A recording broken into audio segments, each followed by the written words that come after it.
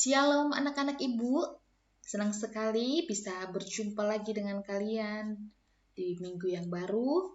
Ibu harap kalian dalam keadaan sehat dan senantiasa dalam perlindungan Tuhan.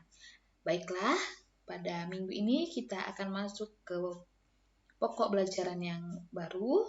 Tapi sebelum memulai pelajaran, kembali ibu mengingatkan kalian untuk menyiapkan Alkitab dan buku catatan serta alat tulis, sehingga ketika ibu menerangkan, kalian juga bisa sambil mencatat hal-hal yang penting terkait dengan materi yang akan kita pelajari hari ini. Sebelum kita memulai pelajaran kita, ibu ajak kalian untuk berdoa. Mari kita satukan hati kita berdoa. Tuhan Yesus, kami bersyukur untuk minggu yang baru Tuhan berikan kepada kami. Terima kasih Tuhan untuk berkat, untuk anugerah serta kesetiaan-Mu yang senantiasa ada untuk kami Tuhan. Kami akan memulai pelajaran kami memohon Tuhan menolong, membimbing kami, biar kiranya kami bisa belajar dengan baik, kami bisa mengerti, kami bisa memahami apa yang menjadi materi pembahasan kami pada hari ini Tuhan. Kami menyerahkan waktu ke depan ke dalam tangan-Mu di dalam nama Tuhan Yesus. Haleluya. Amin. Baiklah anak-anak, pada minggu ini menjadi pembelajaran kita adalah Allah mengampuni di dalam dan melalui Yesus Kristus.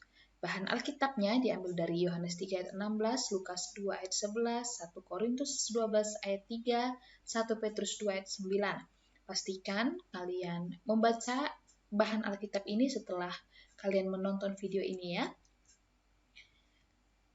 Sedikit tujuan dari pembelajarannya akan Ibu jelaskan bahwa dengan mengamati video ini, peserta didik dapat memahami yang pertama karya penyelamatan Allah melalui pengorbanan Yesus Kristus bagi manusia dan tujuan penyelamatan di dalam Yesus Kristus. Preview untuk pelajaran kita minggu lalu, kamu sudah belajar bahwa semua manusia itu berdosa dan upah dosa ialah maut.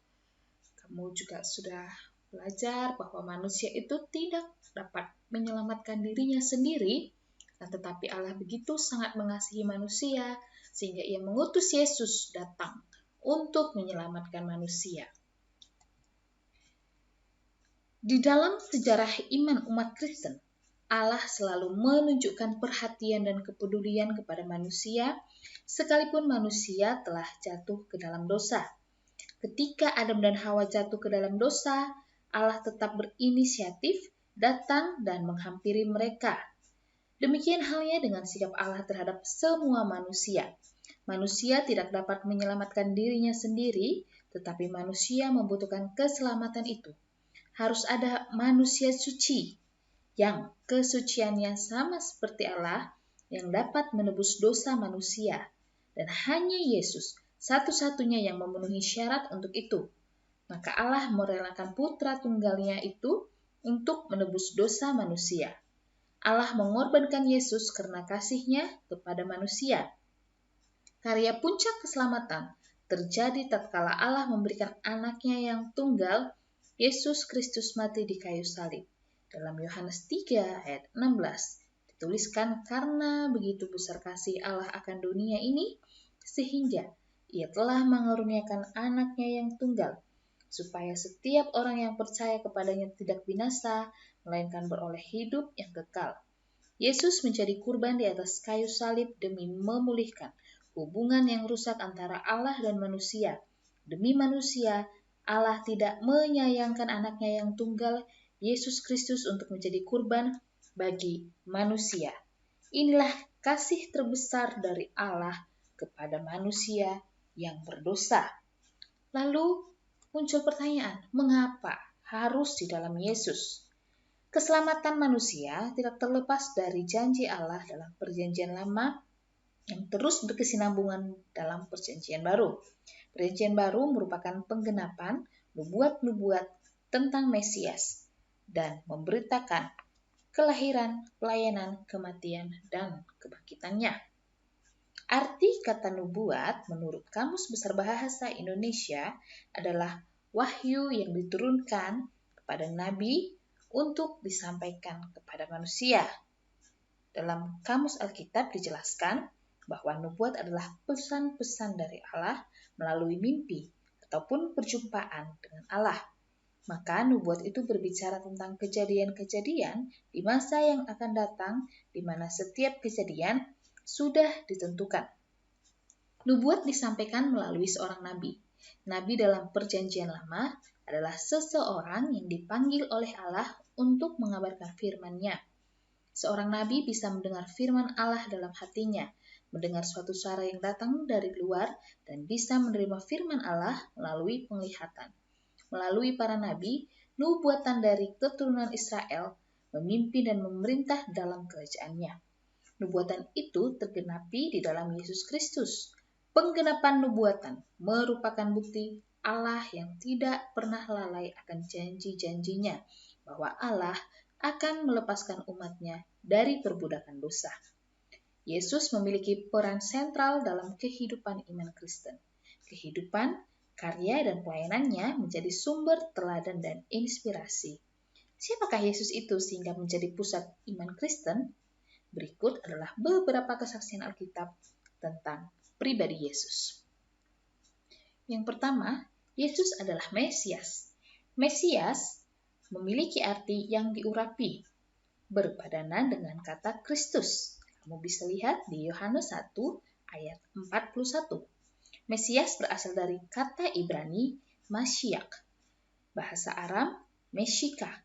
Salah satu nabi yang bernubuat tentang Yesus sebagai Mesias adalah Nabi Mika. Nabi Mika bernubuat bahwa Mesias akan lahir di Bethlehem Efrata. Ia memerintah dengan damai di atas tahta Daud. Mesias adalah seorang pemimpin Israel yang asal-usulnya sudah sejak purba kala. Mika 5 ayat 1. Mesias akan menggembalakan umatnya yang tercerai-berai dan kelaparan dengan benar. Kekuasaannya tidak terbatas atas umat Israel, melainkan juga ke seluruh bumi. Dalam Injil Sinoptik, yaitu Matius, Markus, dan Lukas, memberikan kesaksian yang sama bahwa Yesus adalah Mesias. Mesias disebut juga sebagai Juru Selamat. Hari ini telah lahir bagimu Juru Selamat, yaitu Kristus Tuhan di kota Daud. Lukas 2 ayat 11. Peran dari Mesias bagi kekristenan adalah menyelamatkan umatnya dari segala bentuk penderitaan akibat dosa, sehingga umatnya beroleh keselamatan secara utuh baik secara jasmani maupun rohani. Keselamatan hanya melalui diri Yesus tatkala ia berkata, "Akulah jalan dan kebenaran dan hidup. Tidak ada seorang pun yang datang kepada Bapa kalau tidak melalui aku." Yohanes 14 ayat 6. Pengakuan kepada Yesus sebagai Mesias dan Tuhan hanya terjadi oleh karena Roh Kudus. Tidak seorang pun yang dapat mengakui Yesus adalah Tuhan selain oleh Roh Kudus. 1 Korintus 12 ayat 3. Selanjutnya adalah Immanuel. Dalam Yesaya 7 ayat 14 dituliskan, "Sebab itu Tuhan sendirilah yang akan memberikan kepadamu suatu pertanda. Sesungguhnya seorang perempuan muda mengandung dan akan melahirkan seorang anak laki-laki, dan ia akan menamakan dia Immanuel." Nubuatan ini disampaikan Nabi Yesaya kepada Ahaz, raja Yehuda yang saat itu sedang ketakutan menghadapi kekuatan Raja Aram. Kata Immanuel secara harfiah berarti Allah menyertai kita. Nubuatan itu menunjukkan pada kedatangan Allah dalam wujud Yesus yang hidup di antara manusia. Berita Nabi Yesaya memberikan semangat dan pengharapan bahwa Allah memang mempunyai rencana turun ke dunia untuk menyelamatkan orang-orang berdosa. Nubuat Nabi Yesaya tergenapi dalam Matius 1 ayat 23 yang menuliskan, "Sesungguhnya anak darah itu akan mengandung dan melahirkan seorang anak laki-laki, dan mereka akan menamakan dia Immanuel," yang berarti Allah menyertai kita.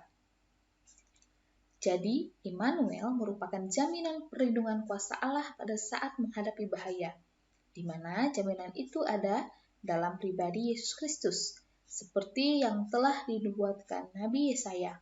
Lalu, Mengapa harus di dalam Yesus? Janji dan nubuat Allah tentang keselamatan dan Yesus sang Mesias bukan tanpa alasan. Hal ini disebabkan manusia telah jatuh ke dalam dosa, sementara Allah menghendaki agar manusia beroleh hidup yang kekal. Oleh karena itu, harus ada cara membarui manusia berdosa itu menjadi manusia yang layak menerima kehidupan kekal tersebut. Satu-satunya cara adalah dengan menebus manusia berdosa dari hukum dan tuntutan dosa. Oleh sebab itu, diperlukan manusia suci yang dapat melunasi semua tuntutan tanpa bercela. Satu-satunya manusia suci yang layak menebus manusia dari dosa adalah Yesus Kristus. Oleh karena itu, Yesus Kristus dikurbankan untuk melunasi semua tuntutan dosa dan membebaskan manusia dari ikatan dosa itu.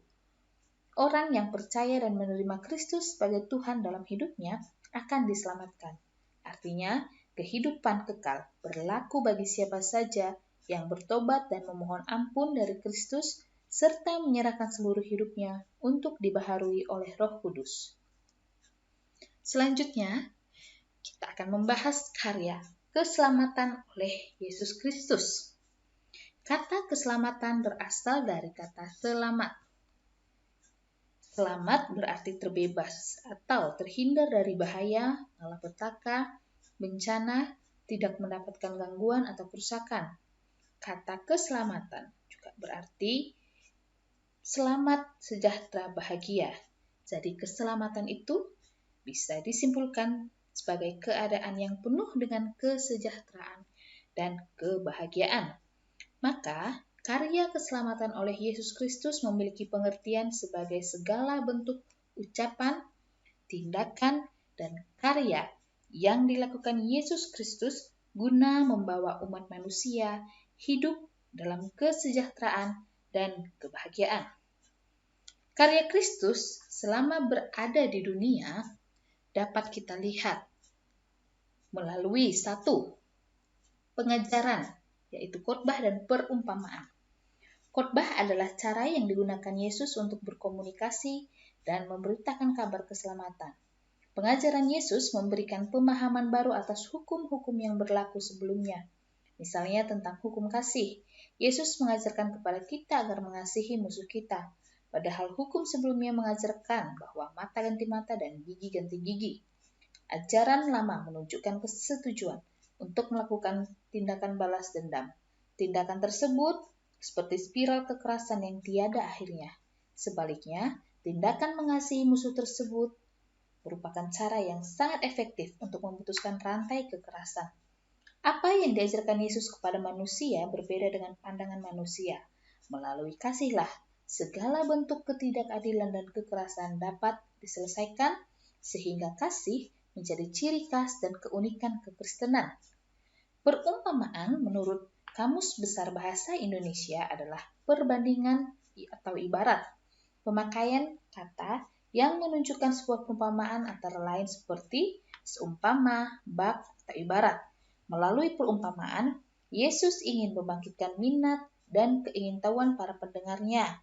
Contoh yang dipakai sebagai perumpamaan adalah kehidupan sehari-hari masyarakat setempat supaya pendengar mudah mengerti. Biasanya perumpamaan berisi perbandingan dari 2 hal, seperti hal kerajaan sorga dengan biji sesawi di Matius 13 ayat 31. Melalui perumpamaan, Yesus bisa lebih leluasa mengajarkan maksud utama dari apa yang diinginkan dengan mengajak pendengar untuk berpikir. Perumpamaan akan menjadi pemahaman yang memperbaharui iman apabila diterima dengan hati yang percaya dan haus akan kebenaran. Yang kedua adalah mukjizat. Mukjizat memiliki pengertian perbuatan ajaib dan mengandung kuasa yang tidak dapat dikerjakan menurut hukum alam.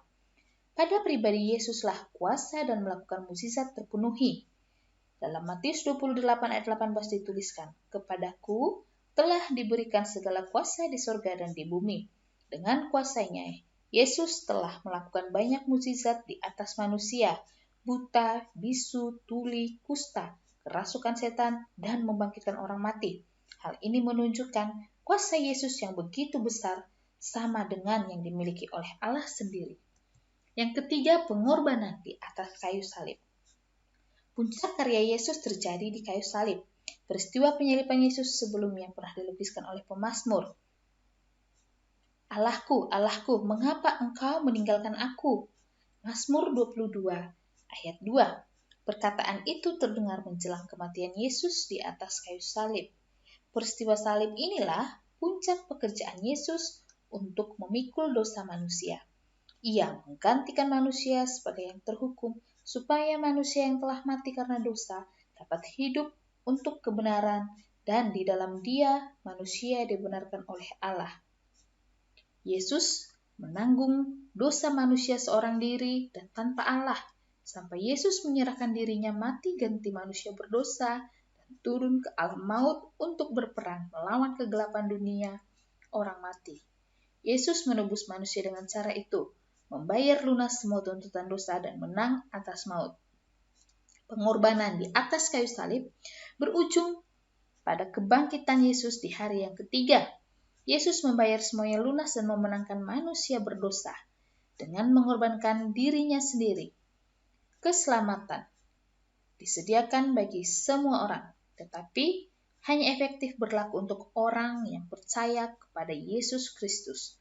Hanya di dalam dan melalui Yesus, Allah menerima manusia berdosa dan membenarkan mereka karena Kristus.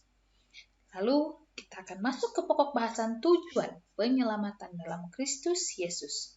Sejak manusia jatuh ke dalam dosa, manusia hidup dalam kuasa dosa. Adapun upah dosa adalah maut, tetapi karunia Allah ialah hidup yang kekal di dalam Kristus Yesus Tuhan kita, di Roma 6 ayat 23. Oleh karunia Allah itulah manusia beroleh keselamatan melalui pengorbanan Tuhan Yesus di atas kayu salib untuk menebus dosa. Pengorbanan dan penderitaan Kristus bukanlah secara kebetulan, melainkan memiliki maksud dan rencana Allah. Hal ini dimaksudkan agar seluruh kaum Israel mengetahui bahwa Allah telah membuat Yesus menjadi Tuhan dan Kristus, di mana Yesus mengorbankan dirinya secara sukarela di atas kayu salib untuk menghapus dosa dunia, supaya segenap umat manusia dari segala suku bangsa yang percaya kepadanya memperoleh keselamatan. Melalui pengorbanannya di atas kayu salib, segenap orang yang percaya kepadanya telah keluar dari kegelapan menuju terang, atau disebut juga dengan eklesia, seperti yang disampaikan Rasul Petrus. Tetapi kamulah bangsa yang terpilih, imamat yang rajani, bangsa yang kudus, umat kepunyaan Allah sendiri, supaya kamu memberitakan perbuatan-perbuatan yang besar dari Dia yang telah memanggil kamu keluar dari kegelapan kepada terangnya yang ajaib. Respon sebagai komunitas Kristen yang telah dipanggil keluar dari kegelapan menuju terang adalah meneladani kehidupan Yesus, yakni menyampaikan kabar baik kepada orang miskin, memberitakan pembebasan kepada orang-orang tawanan, dan penglihatan bagi orang-orang buta, membebaskan orang-orang tertindas, untuk memberitakan tahun rahmat Tuhan telah datang. Dengan demikian, kamu bisa meneladani kehidupan Yesus melalui tindakan yang mengedepankan nilai-nilai mulia, kasih, dan keadilan. Penyelamatan oleh Yesus Kristus bertujuan untuk mengembalikan manusia ke dalam rencana Allah, itu manusia hidup dalam kehendak dan berkat Allah. Allah juga bertujuan menyatakan kasih-Nya yang lebih besar dari apapun, bahwa kehinaan dosa manusia tidak dapat melunturkan sedikit pun kasih Allah yang dalam kepada manusia, dan Allah menghendaki agar manusia mengalami kehidupan kekal dalam kerajaan-Nya kelak. Demikianlah anak-anak ibu pembahasan pembelajaran kita untuk minggu ini. Kita sudah belajar betapa Allah sangat mengasihi kita, mengasihi manusia sekalipun kita berdosa. Dan Tuhan tidak mau kita jatuh ke dalam maut, ke dalam hukuman maut, sehingga Tuhan Yesus, anaknya yang tunggal yang sangat dikasihinya, diutus ke dunia untuk menyelamatkan kita. Sebagai respon kita terhadap pengorbanan Tuhan Yesus yang begitu mulia, yang begitu besar itu, kita harus hidup di dalam kebenarannya, hidup melakukan kehendak Tuhan, sehingga kita bisa hidup merasakan berkat Tuhan. Ibu harap penjelasan Ibu jelas dan kalian bisa mengerti, memahami, terlebih lagi menjadi pelaku firman dalam kehidupan kalian sehari-hari. Yuk kita tutup pertemuan ini dengan doa. Kita berdoa bersama-sama. Tuhan Yesus, hari ini kami bersyukur atas segala penyertaan-Mu. Melalui pembelajaran hari ini, kami beriman bahwa Engkau adalah Mesias, Juru Selamat bagi kami. Kami sekarang merasa aman karena Engkau selalu menyertai kami, Immanuel. Di dalam nama Tuhan Yesus kami berdoa. Amin. Terima kasih anak-anak Ibu. Tuhan Yesus memberkati.